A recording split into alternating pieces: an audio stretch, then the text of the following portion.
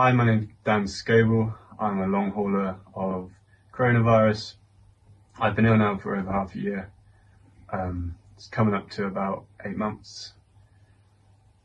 Before this illness, I was a personal trainer. I had my own studio.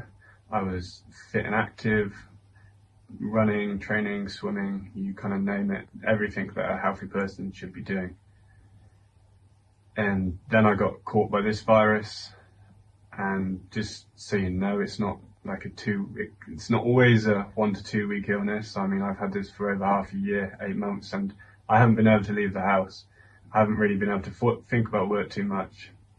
I've had over 20 severe symptoms. My lungs collapsed. I've had a scan here, scan there, numerous blood tests. I've had all sorts going on. I've had a very, very traumatic 6 months, to the point where some days I thought I was really going to die. So any trauma like that in itself is going to hinder recovery. But I just want to get across the seriousness of this illness. The positive news is we have control over the most important aspects to live a healthier, better life, whether you're ill or not. Firstly, starting off is mindfulness. Our brains dictate the people we are, what we stand for, our identity, what we do in life, and where we get to. So firstly, being able to control that is massively important. The two words popped to mind is meditation. And simply, with meditation, you're not trying to become a meditator, you're trying to live in the present and be calm. That's the definition of meditation. And secondly is stoicism. The practice of stoicism, if you're not aware of it, is basically learning to deal with and manage situations and problems and have a better perspective on life. And an analogy to relate to this possibly is picture yourself in a car in a traffic jam.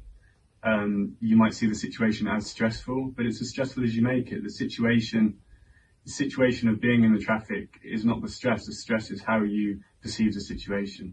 So simply, mindfulness is key to be happier, whatever situation we face, whether you're ill like myself and really struggling, or whether you're healthy. There's always ways to be happy. Next up is sleep. The importance of sleep is massive. It's where our body recovers the most during a day, and especially if you're ill, it's even more important. And there's just simple ways to improve it. We can all improve our sleep, and it's not always down to the duration, it's down to the quality. So even getting off your phone a couple of hours before bed, not having stimulants in the afternoon, reading a book before bed, listening to audiobooks when you go to sleep. Like, there's so many ways to improve your quality of sleep. And just to finish it, I mean, I could talk about sleep for a very long time, but there's a great book called Sleep Smarter by a functional medicine practitioner. And it's a very good summary of the importance of sleep and how to improve it. So I truly advise that. And next up is nutrition. The bottom line is, with nutrition, we dictate what goes into our mouths. So whatever our diet is, it's down to us. If you've got a bad diet, it is your fault. But the good news is we can change it like a light switch. You can just turn healthy and eat better quality food and look after your health more. And it's simply done by having a fresh, diverse diet. So, I mean, you don't need to eat boiled rice and chicken. Diversity is very important. Lots of fruits, lots of colours, lots of veggies. And consistency is massive, and limiting refined sugars and processed foods.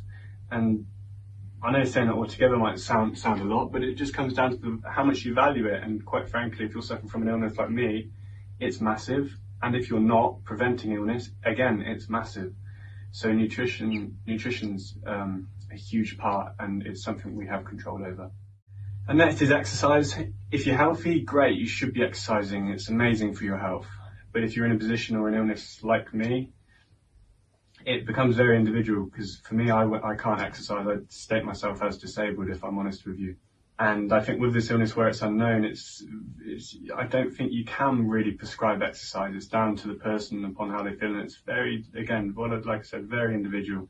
So the theory is kind of what's going on with me is I've got a high load of oxidative stress in my body. And it seems, I think, with all long COVID haulers, is cell damage. So mitochondrial function damage, hence all the systemic effects throughout the body. And I think it comes from catching the illness and your body not becoming aware of it, so you're almost living normal life with an illness, but you don't really feel it as much.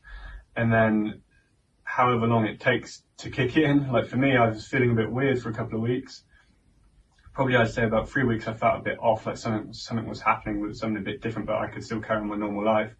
And then a tsunami of an illness hit, which was massively severe, and it's left a devastation behind of these chronic effects. So again, exercise is just very individual, and I think in the case of long haulers, you've got to be very careful what you do.